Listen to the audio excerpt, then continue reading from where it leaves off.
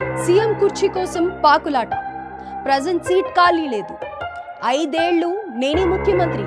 కర్ణాటకలో దుమారం. నమస్తే, ఆంధ్రప్రభకి స్వాగతం. నేను ప్రియాకాశ్.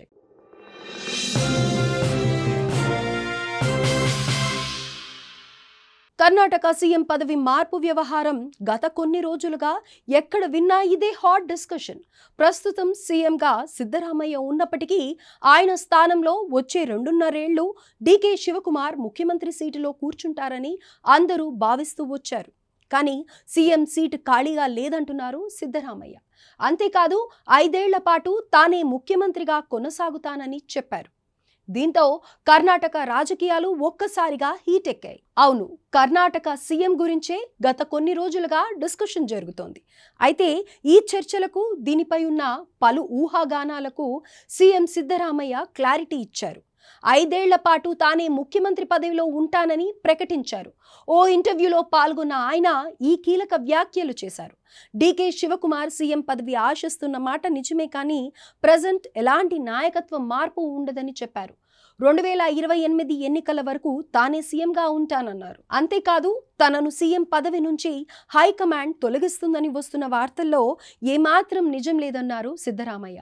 తనను పదవి నుంచి దిగిపోవాలని, డిప్యూటీ సీఎం డీకే శివకుమార్కు మార్గం సుగమం చేయాలని పార్టీ హైకమాండ్ కోరిందన్న వార్తలు అవాస్తవమని తేల్చి చెప్పారు. 5 ఏళ్ల పాటు సీఎంగా ఉంటానన్న విషయాన్ని తాను ఇప్పటికే చాలాసార్లు స్పష్టంగా చెప్పానన్నారు సీఎం సిద్ధరామయ్య.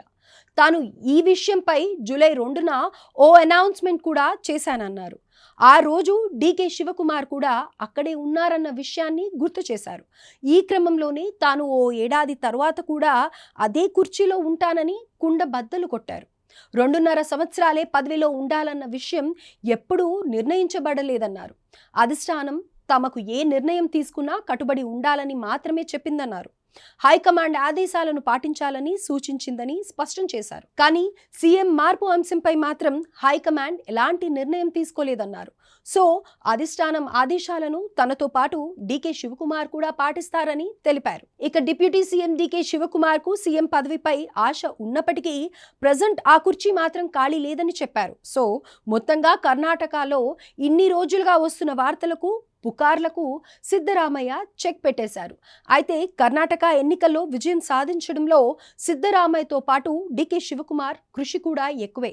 ఈ నేపథ్యంలోనే అనేక ఊహాగానాల నడుమ సిద్ధరామయ్యకు పదవి బాధ్యతలు అప్పగించింది కాంగ్రెస్ అధిష్టానం. ఆ టైంలోనే సిద్ధరామయ్య 2.5 ఏళ్లు, ఆ తర్వాత 2.5 ఏళ్లు డీకే శివకుమార్ ముఖ్యమంత్రి బాధ్యతలు చేపడతారన్న టాక్ వినిపించింది. అయితే ఇప్పుడు అలాంటిదేమీ లేదంటున్నారు సిద్ధరామయ్య.